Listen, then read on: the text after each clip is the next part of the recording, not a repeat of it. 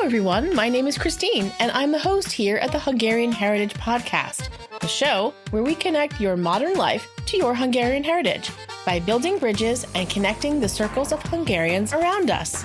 This podcast is a place where everyone is welcome, where you don't even need to be Hungarian or speak Hungarian to join in on the fun. Each week, we will talk about all the things that we love about Hungary and Hungarian people. So, if you're looking to make that first connection to your Hungarian heritage, or you're looking to dive deeper, then this is the place to be. Thanks for joining us today.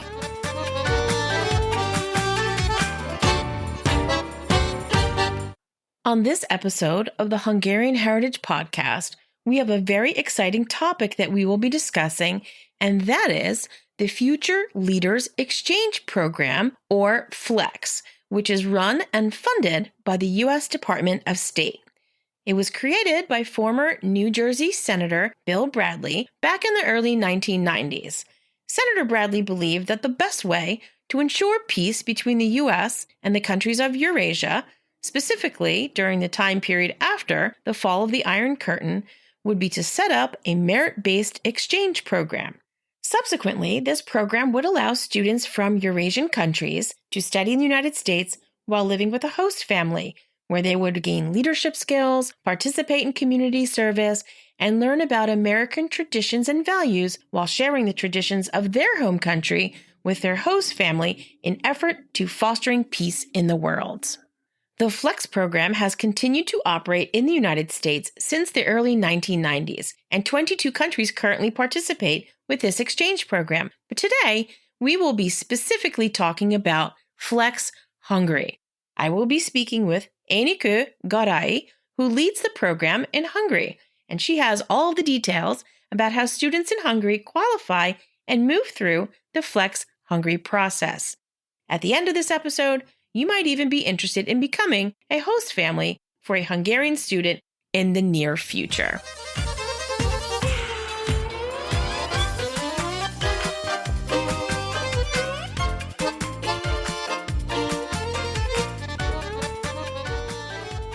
I would like to welcome Enikő Garai, and she is the program leader of FLEX Hungary, the Future Leaders Exchange Program.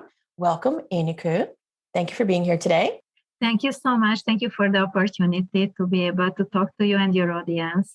Oh, thank you so much. So I think it's important before we talk about the main topic, which is FLEX Hungary, that we talk about the FLEX program because it's a U.S. program that was created back in 1993, 1994 by former Senator Bill Bradley. And it was kind of right after the fall of the Iron Curtain, I guess the best way to put it. And I'm going to quote right from the website because I think this is what he said specifically. The best way to ensure long-lasting peace and mutual understanding between the U.S. and countries of Eurasia is to enable young people to learn about the U.S. and Americans firsthand, and to teach Americans about their countries. So this program is funded by the U.S. Department of State, and it is run by the American Councils for International Education. And they work with a lot of agencies, which we'll talk about later. But we're here to specifically talk about the one branch of FLEX Hungary. It's very exciting that Hungarian students get to come over to the United States. So tell us, how do students find out about the program and a little bit of how they get started with joining the program or applying for the program? Yes, thank you for the great introduction. And then quoting actually Bill Bradley and his purposes, why he initiated this program back in the day. And actually this motivation is valid today. So I think that everything that you quoted, mutual understanding and creating people-to-people ties to create an opportunity for people to have long-lasting friendships, relationships, and eventually that's what ensures long-lasting peace in the world. And I believe in that. And of course, America, the US, United States is a popular country around the world among young people, including Hungarians. So now we are talking about Hungarian high school students who may be dreaming back at home in whatever corner of Hungary, like, oh, it would be wonderful to go to the US to see all these places, to experience the American lifestyle.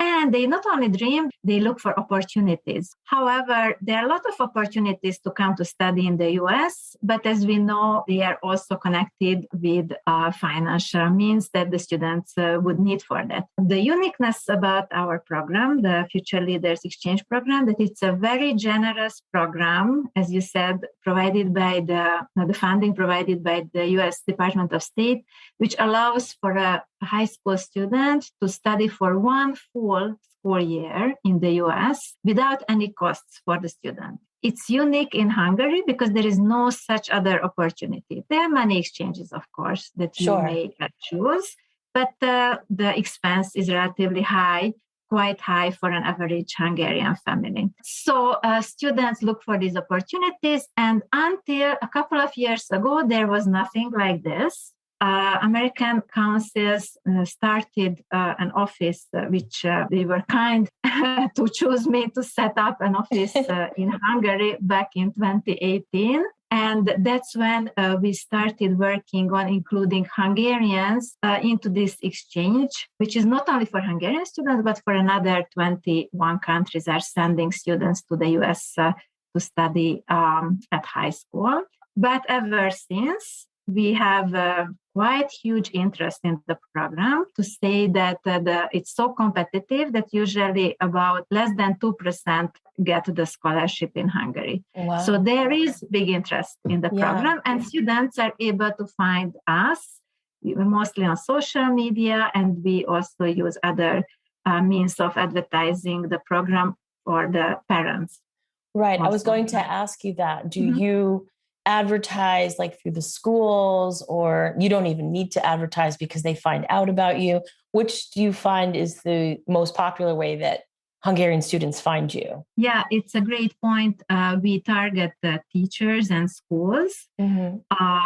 And send the information about our program each year during recruitment season, which is September, October. But we also target parents because we're talking about high school students. So the eventual decision makers are the parents. Of course.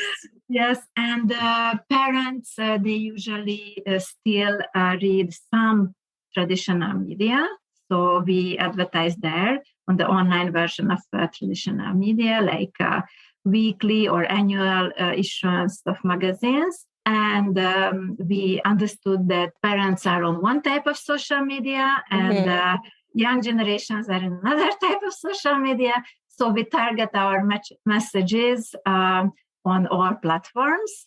And we also try to use radio interviews and school visit. And I'm not sure if the audience is aware that in Hungary, we have small pockets of American cultural centers. They are called American Corners in 5 cities of Hungary. It's a tiny, small country, Hungary, of course, but we still have 5 American Corners around the country, where we also go and promote this program to the local students who frequent these places because they are already interested in the US. Right. Yes. I can actually leave that information in the show notes because they can follow along on social media to those American corners for those cities, because you'll see the information that's being dispersed there. That's pretty exciting. So you really do follow all of the different media types, which, like you said, is important because younger generations and maybe more parents that are social media equipped will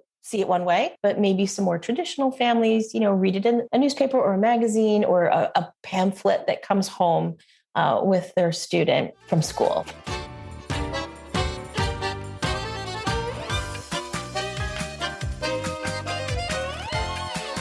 You said only 2% acceptance rate because it is so popular. So what do the students have to do to apply? What is that process until they go?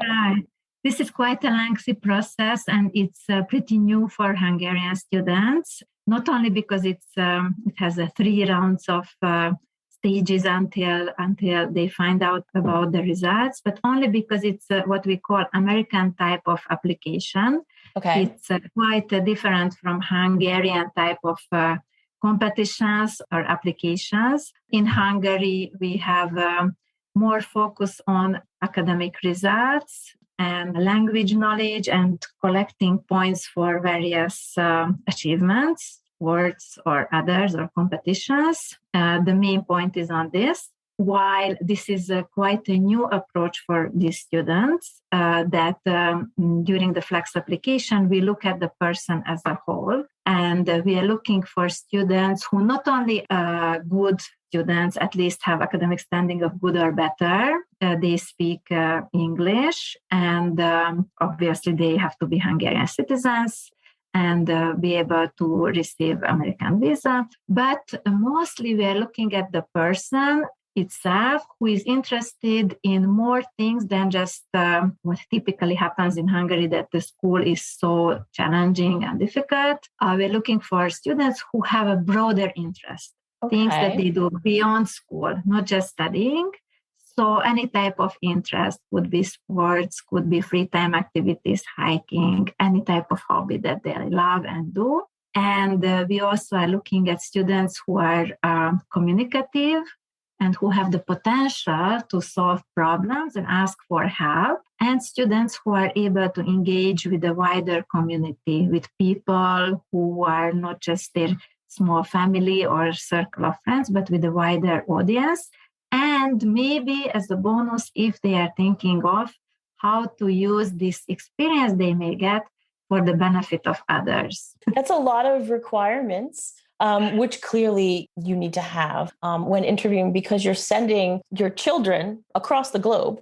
So it's not just academics and it's not just knowing the language. They need to have something about their personality and their interests that you would feel comfortable knowing that they would be successful, because you want to make sure that these students do thrive, that they don't come to the host family in the United States and fall apart, which obviously human nature, takes its course. But I guess all of the things that you do in advance probably prevent a lot of that from happening.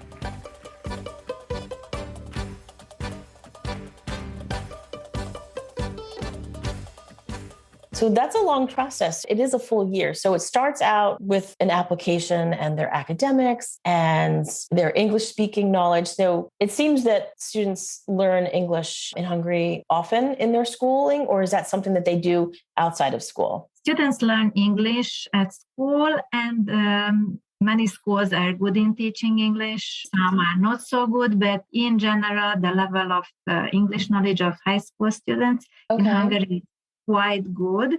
So most of them, they have a good basic communicative English when they apply.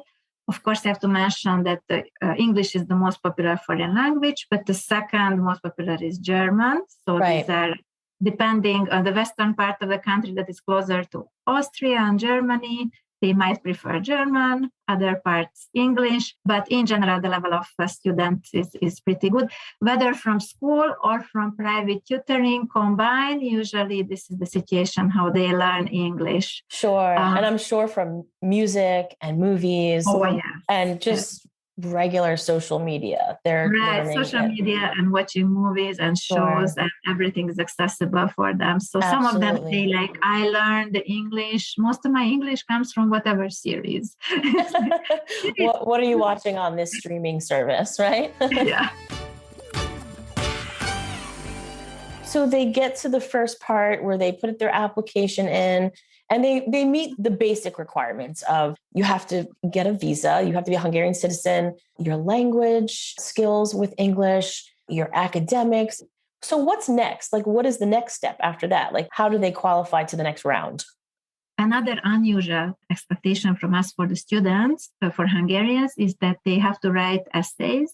Okay. And in Hungary, it's not very common to write this type of American essays when it's not about a specific topic. In Hungary, at all applications, you have to write about a specific topic where it's about knowledge of something. Right. While here, we are looking at the personality, as I mentioned, and the essay questions focus more like on problem-solving skills, on communication skills, and mostly on motivation.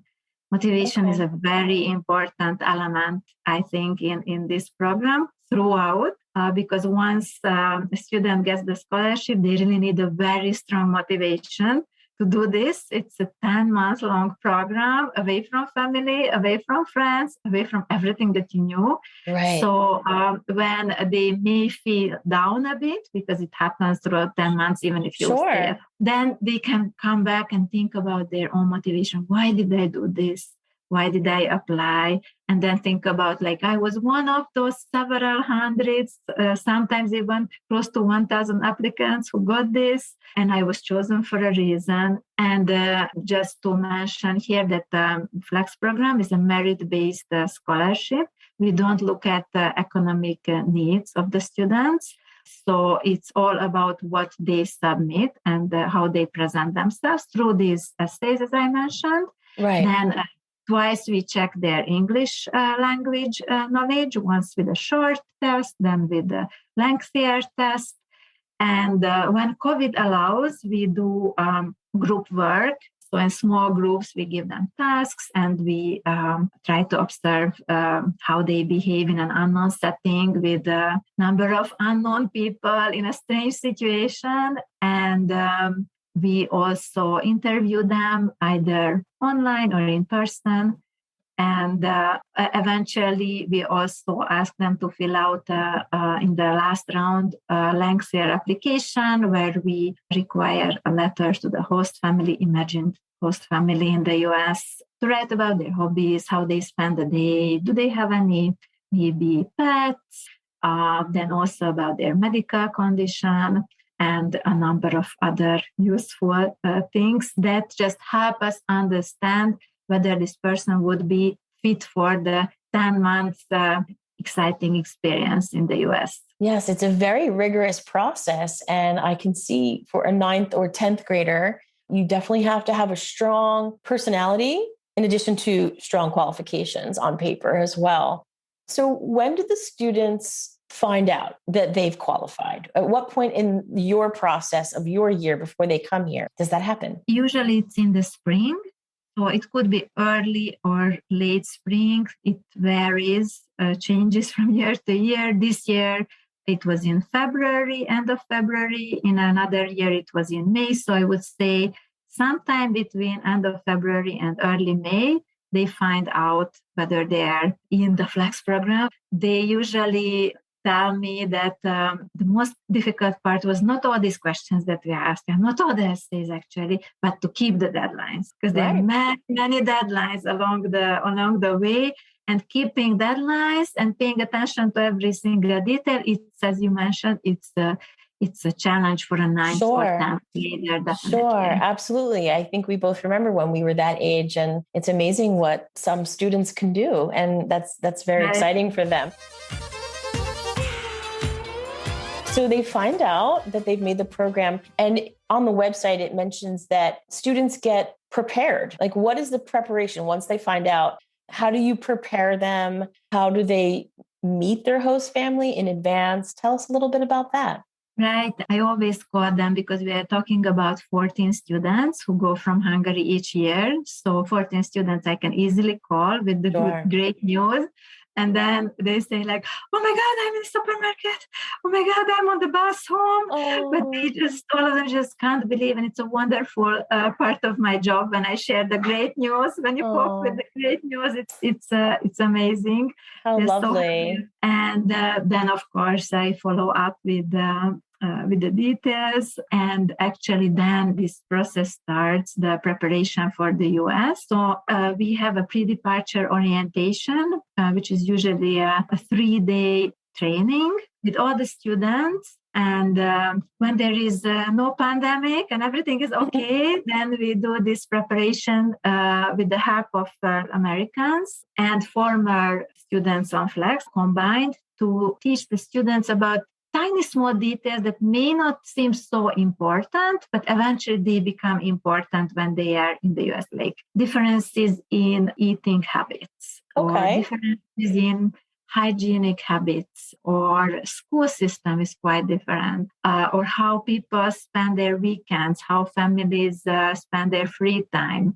and in general, how in the US culture interact with each other, what is different from the Hungarian, what is similar to the Hungarian, and just go through every detail to understand and try to prepare and anticipate these kind of challenges and have a tools to respond this. So we also give them tools. And also another important part of this preparation is program rules, which might be too much for the students, but we tell them that it's all for your safety. Absolutely. And so your parents know where you are, what you are doing at any single moment. Right. So what are some examples of those things that you prepare them with as far as like safety rules? Because I know if anyone's listening that wants to become a host family, that might be interesting to them. Yes. So when a student goes on Flex program, they stay with volunteer host families, US families, and for 10 months, it's a really long period. They have to become, after the first couple of weeks, they really have to transit from being a guest into being a family member. Right. And they have to integrate into this family to be able to operate well for a whole school year. And it means they have to act in a parent-child relationship. And part of this is that the host families, the host parents, they need to know where this child is at any single moment of time. Just like their own child. Just like at home. Right. Yes. Absolutely. Just like their own children. Yes. Right. Yes. This is a very important element that students understand. In Hungary, it's also similar that parents they have to know, and they usually know where their children are. And it's a safety net and important both for the hosting parents and for the child. And we also talk about there are some differences in how life is organized in suburbs or small cities in Hungary and the US, because usually host families most often live in suburbs or small towns in the US, because we understand, and correct me if I'm wrong, we understand that in that type of lifestyle allows for a family to accept and host another family member for such a long time, maybe enough space. They don't need to provide a separate room, but either separate room or a room shared with the same gender child. And we understand that just like in Budapest, it's very difficult to host somebody when everybody lives in tiny, small apartments and everybody's busy and working around the clock. It's much easier to host somebody in the countryside. But in Hungary, the lifestyle difference, to refer back to that, is that we do have more extensive public transportation, for example, while in the US, we understand that it's not available everywhere. And the students have to learn that it's how to get by and associated safety measures. In Hungary, you can walk in the small town. In the US, you might be the only person who walks, so you just have to adjust to how people go from one place to the other. Right, exactly. And, the US is so big and it varies in what it has to offer in each of the 50 states. So it's different, there's a lot of opportunity to learn different things and to be aware about different things as well. And like you said, in the suburbs, it does offer a lot of opportunity. And at that point, most likely the host parents are taking them back and forth to school or to soccer practice or to attend a football game or whatever type of volunteering that they're doing, or they're taking like the school bus. There's not as many transit opportunities depending on where you live in the US. It's just different. Right. One of our most important taglines during preparation is not better, not worse, just different. Yeah, this is exactly. what we teach. That's a great way to say it. Yeah, and this helps students to go to a new place without judging anything. Sure. And without preconceptions. It's just accept things as they are. Because when an American would come to Hungary, they would see things also like not better, not worse, just different. I love that. I love that.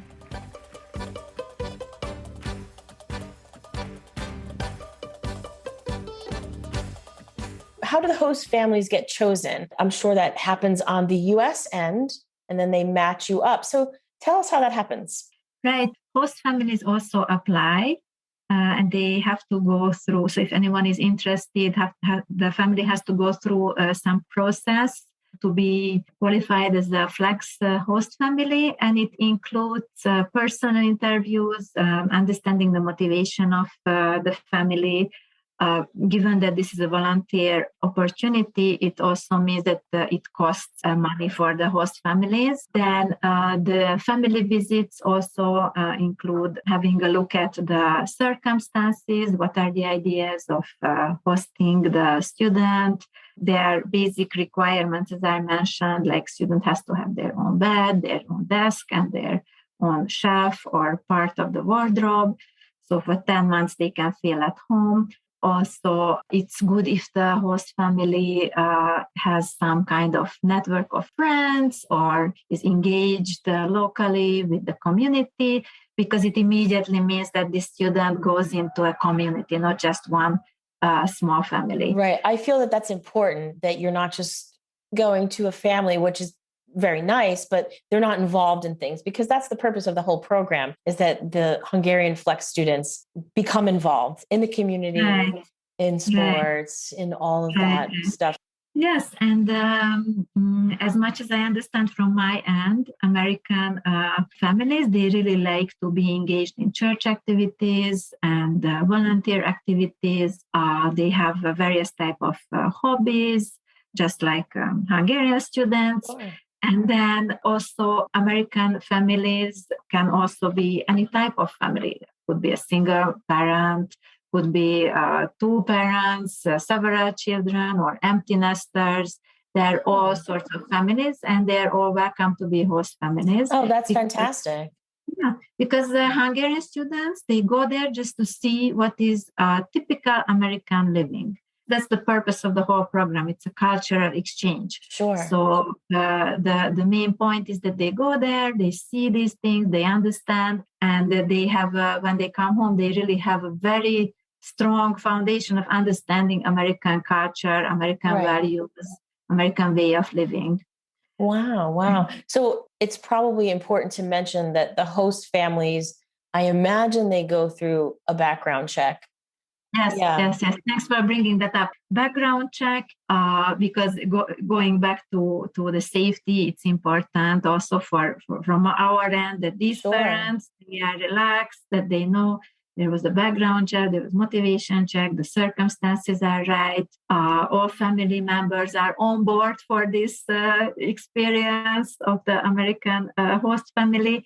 And matching of students and host families is done by several so-called placement organizations in the US, who are looking at the profile of the student, looking at the profile of the family, and trying to find something common so that these group of people, they can start off somewhere on a common ground, like maybe on some sport that they love, or some hobby that they like, or music, or any type of interest, so that they can start off on a common ground and build this relationship, which in most cases results in a second family for this child. Wow, that's amazing. And I imagine that's through the placement agencies. That's who does the matching. Is that how they match up the families and students? Yes, absolutely. The placement organizations, I don't know if you can mention them. I will.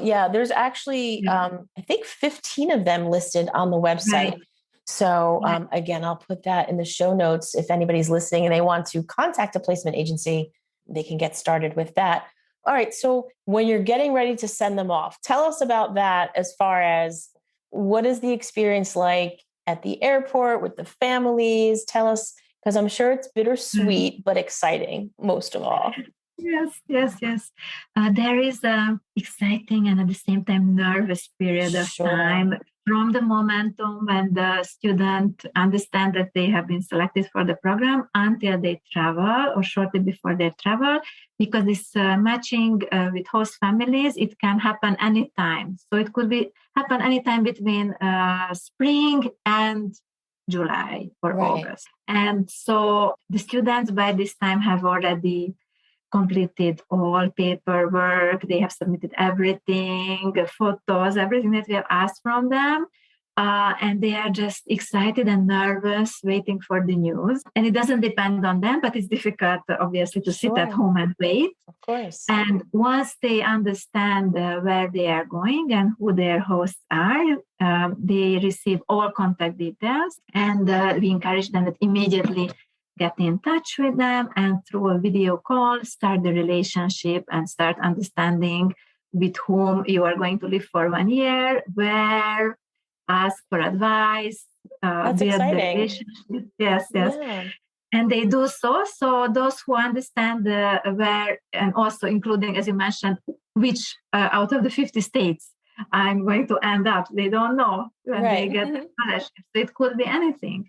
Sure. And so we encourage them that they gather as much information as possible and start making friendships. And at the same time, we go on with this preparatory training. And we also have online meetings with parents, because it's important that parents understand the whole process and what is going to happen and how the whole program is organized. And then eventually, usually early August, the bigger group of students, they fly to the US. The night before, we spend together in Budapest.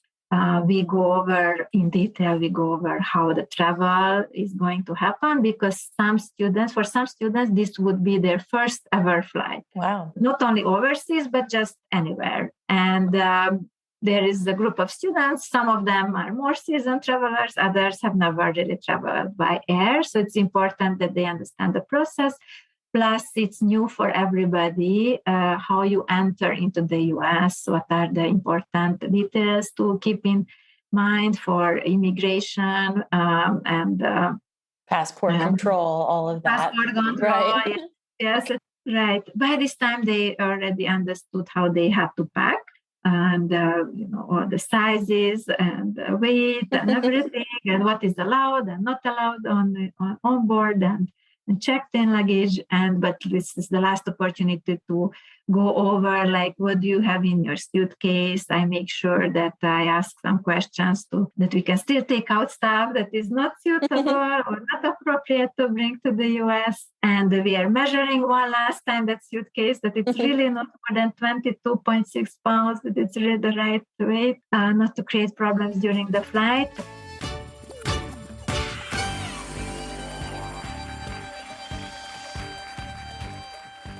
We are usually honored to have representatives from the US Embassy in Budapest at our last dinner before departure. And then we have some last discussion with them. It's a very good opportunity for the students to start practicing their American English, and also I understand, for the representatives of the US Embassy to meet students in person who are on this program that is funded by the US State Department. So it's a very nice evening. And then students go to bed very early, because usually the flight is early and we have to get up at 3 a.m. or earlier, sometimes like 2:30. And then there is a lot of traveling ahead of them, because the students are not placed as one group of Hungarians into one state, for example, but they are all over in various states of the United States. So, for example, this year we have students in California, in Georgia, in Idaho, in Iowa, in Hawaii even, then in New York State, so all over Wisconsin. And for some, it's quite a lot of travel. Oh, absolutely. Because even just coming from Hungary to the US, your first stop could be like the New York area. And if you're going to California, that's another 6-hour flight. And then if you're going to Hawaii, that's another, I think, 6 hours. 9 hours. I'm not sure. It's a lot. Yeah. That's a big endeavor for a 9th and 10th grader. So that's pretty amazing. So, and what a special evening the night before, which is fantastic that they get to meet representatives and feel special, because it is a special program. Currently, you call it the third generation. This is the third generation that's in the US, into some of the states that you just mentioned. You can follow along on social media, because I noticed that Flex Hungary posts a lot of what the kids are doing with the families. I've seen them at a football game and already volunteering in some of the aspects with their host siblings. Yeah. So tell us some of the things that they're already involved in, because depending on where you live in the United States, schools are starting anywhere between right now or a week ago to in the next few weeks. So tell us a little bit about what their great experiences are so far. Yeah, the school start date, it's one of the surprising things for Hungarian students, because here we have like school starts on September 1st for everybody, regardless of your grade. It starts then from 1st to 12th grade. Everybody starts on September 1st. And when they learn like, oh, my American school has already started. Oh my God, did I miss out on something? Like, don't worry. You may be late, but you will be able to catch up. So this is something new. So some students almost go straight from the airport to school, or they just get one night or half a night sleep, and then they immediately go to school, depending on, as you mentioned, which school district they are and when the school starts. And others may have a week or two just to adjust and relax and prepare and get ready for the school experience. But these days, not like back in the 90s when the program started, these days it's relatively easy to understand what the students are doing in the US. Sure, absolutely. So even if I sit in Hungary, I can follow them on social media and whatever they share about themselves, of course, or if the parents share some exciting news or photos about them, I'm able to understand what they are up to. And as you noticed, some are already volunteering, which is amazing. We really expect them to volunteer. Another new thing for Hungarians, although volunteering is mandatory at high school in Hungary, but volunteering as a concept is understood quite differently in Hungary. It has a bit of negative connotation, like free work for somebody else's benefit. No good.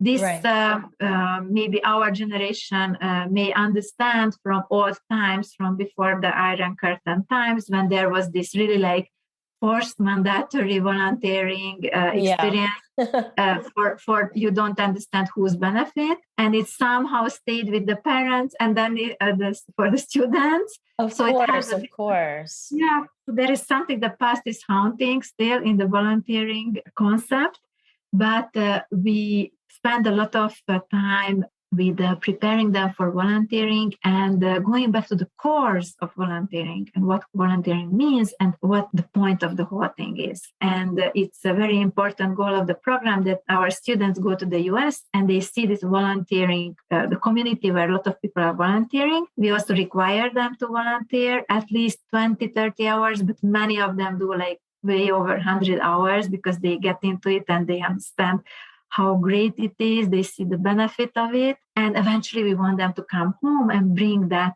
knowledge and skills and experience to Hungary and revive the volunteering here and bring back, give back the original meaning and purpose of volunteering when you indeed have somebody who is in need. Right. And everywhere you can find people in need. Yeah, their experience in the US with volunteering will definitely help change the conversation, as you mentioned, with what maybe some older generations believe volunteering was when it really wasn't volunteering for the benefit. Right. Yeah, that's a great aspect of the program because they're learning so much. And then they turn around and they teach people when they come back. So before we talk about when they come back, tell me, how often do you communicate? How often do the parents communicate? Or is there no limit on that? So we advise students to communicate at regular intervals with their parents back home.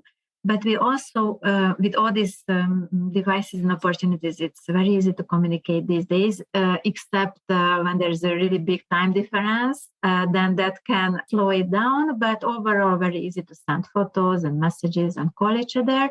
So we highlight this important element that it's important to mentally settle down in the US. Because if a student is way too much involved in things happening back at home with parents, with family members, with school, with friends, then they might end up in between two worlds in no man's land, which is psychologically not a good place to be. Right. So we advise them to settle in the US, which means that pay most attention to what is happening around you in the host family, in your community, at your school, in the politics or the neighborhood, wherever you live. Right. Because that's where you live. Now you are an American teenager, quote unquote, for 10 months.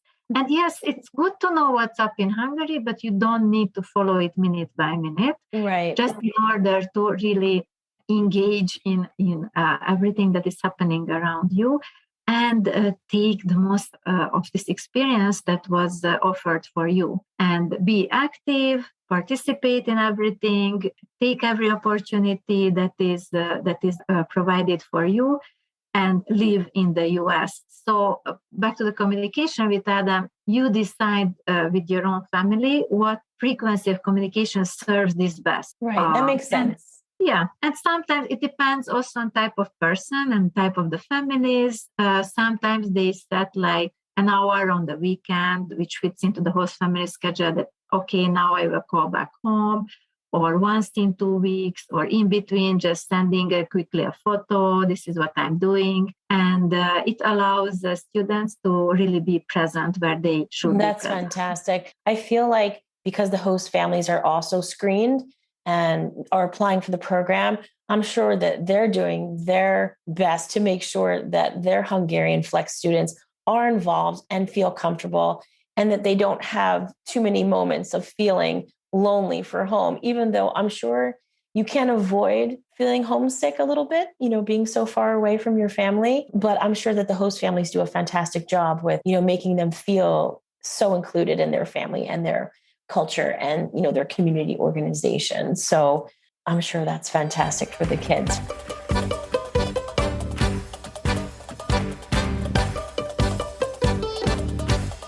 You said that there is a reentry program. So they go through this lovely program, which we can follow along on social media. So they come back. What is the reentry program like for them? Yeah, before I go on to that, I really want to say thank you to all these wonderful American families who really opened their homes, opened their hearts to an unknown student from Hungary, remote corner of the world. We are really thankful. And every time I see when a matching comes through, I really applaud, and I'm grateful for these families, because they really provide a home for these students away from home, as you said. I think it takes a special person to really include someone into your home and your family and make them your child for a whole year. And then, 10 months pass by, and before they the students get to the 10th month, let's say already in the second semester of schooling, they start feeling that, oh my God, this is going to end. Oh, I feel so good. Oh my God, but it's a mixed feeling. I really want to see my family and friends, but I really feel great here. And it's really this conflicting emotions. Of course. And then the date comes, usually in June, to travel home. And it's a bittersweet period of time to say goodbye. And we tend to say that it's not a goodbye, it's a see you later. And often it happens that either host families visit to Hungary, hopefully at some point, or the student may travel back maybe after graduation from high school to the US. But eventually time comes and they have to get on that plane and come back to Budapest. And it's all like families are all emotional. Everybody really, it's a very, very emotional moment of seeing your child after 10 months. And they go home to all parts of Hungary. And we give them 3-4 weeks for these emotions to settle down a bit, so that they can start readjusting to their old life. And then, so around 3-4 weeks after they come home, we organize them a so-called re-entry seminar, a day or two of getting together, so that they can share the experience and reflect on the experience in the US. And they can understand that they become part of a larger family of our alumni network, which means that all these people who are in the alumni network have gone through the similar experience, Right. very often similarly develop their personal skills through this year, and they have a lot to share with each other.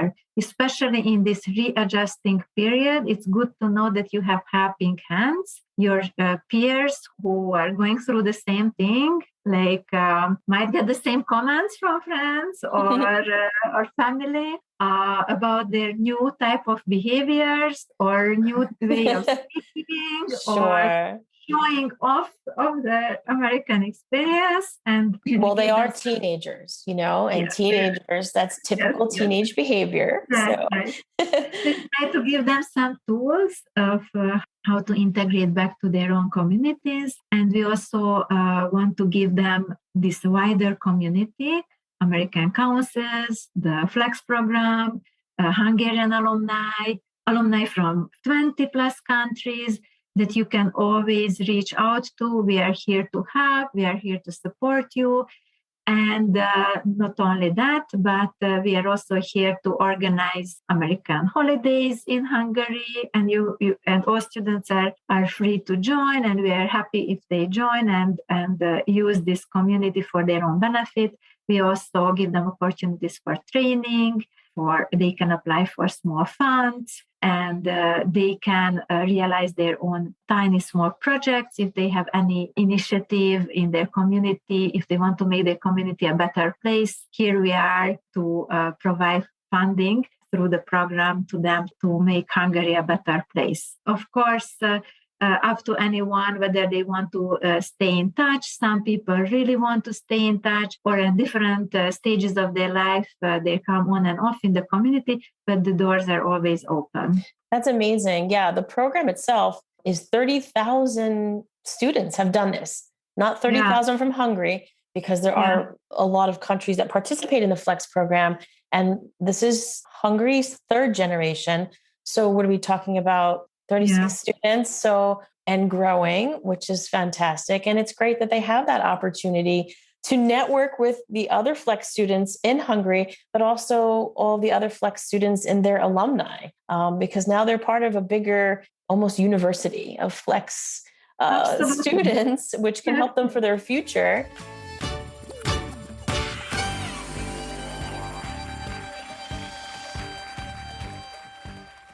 Tell us about any of the things that you've noticed with the students that have come back. Do you see them progressing forward with the volunteering or any programs that they've created? The students who come back, they have a stronger sense of, somehow they develop a stronger sense of responsibility about not only about their own lives, but many of them about the happenings around them. And as we give them opportunities to volunteer with us and give them opportunities to realize their own initiatives, they do come to us and they do want to help. And we have a volunteer opportunity where we ask students to apply for so-called city representative positions. It means that they would be the representative in their own towns or cities around Hungary, wherever they live. And they have the opportunity to monthly organize something for the benefit of their communities.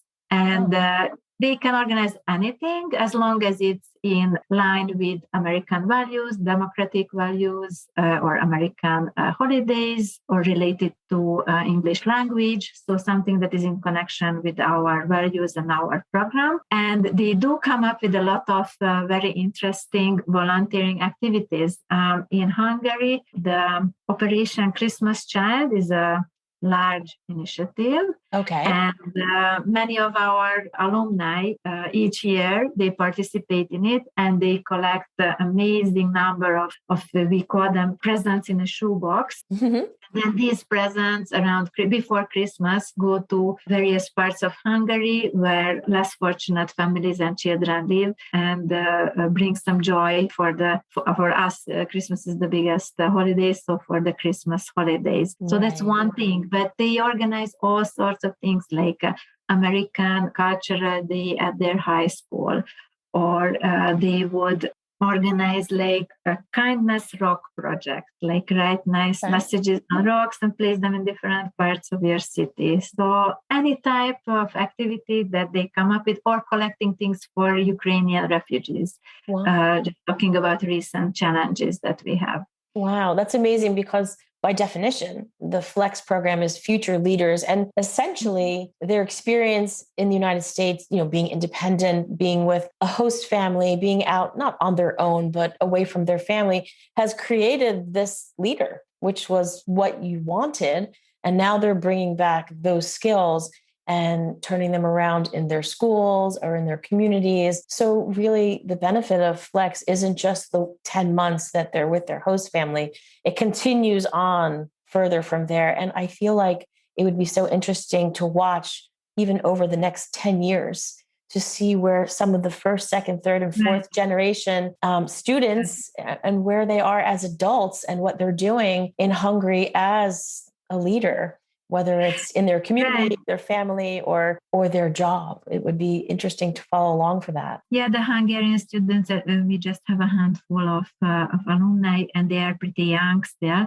But learning from other countries where the program exists for like close to 30 years, just to give an example, Moldova's prime minister used to be on Flex. And there are many business leaders and political leaders in the former, let's say, Eastern Bloc who have been on Flex at some point. Right. So I'm also super excited to see where our students will end up. Right. Definitely see that the application process, even that helps them so much to be more confident in future applications when they have to go to university. Oh, absolutely. Or apply for other scholarships. So because the program is so competitive, not everyone can get into it. And there are many more students who would qualify for it, just that obviously there is a limit on how many students can go. I tell all students that if you're able to go through this long and competitive process, even if you don't get the scholarship, you gain something. You learn how to apply in a completely different setting than what you are used to. And they confirm this. Most often they come back like, oh, I didn't get to the last round, or I didn't win the scholarship, but I learned to keep deadlines. I learned how to write essays, how to collect my thoughts, my documents, and everything. Mm-hmm.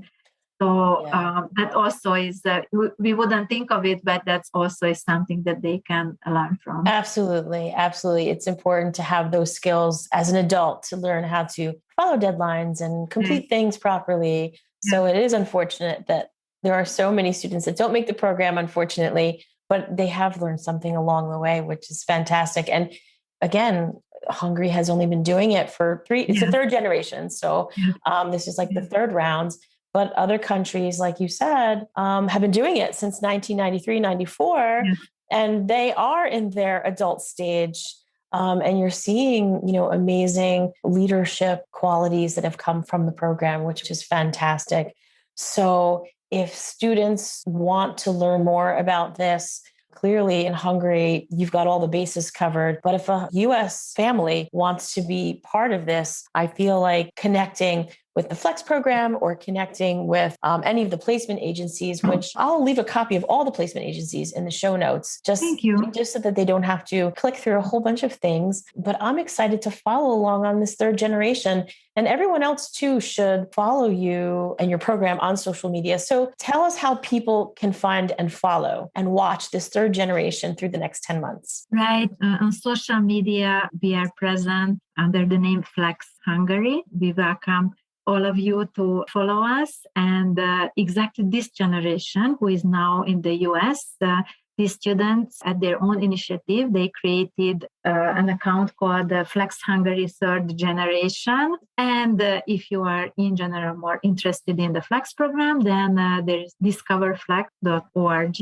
You are welcome to check it out. You may see which are those 22 countries that are sending students, including Hungary, to the US, and all details are there for potential host families. So if anybody would like to host Hungarians especially, please contact us at Flex Hungary. If from any other country, of course, that's also possible. If you're interested in the lives of current or former students, please follow us on social media. Wow, there's definitely a lot of information out there and a lot of things to follow along. And it's a fascinating topic.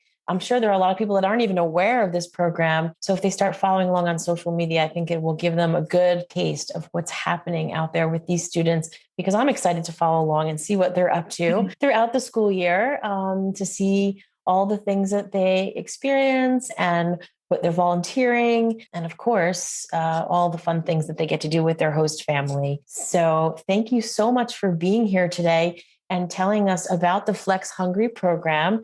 And I imagine that people are going to be looking at the website and following along as well as we watch this third generation. Thanks so much for being here, Aniku. Thank you so much for the opportunity. It was great talking to you. And thank you for everybody for listening. Oh, absolutely. I'm sure they're excited to follow along. Thanks so much.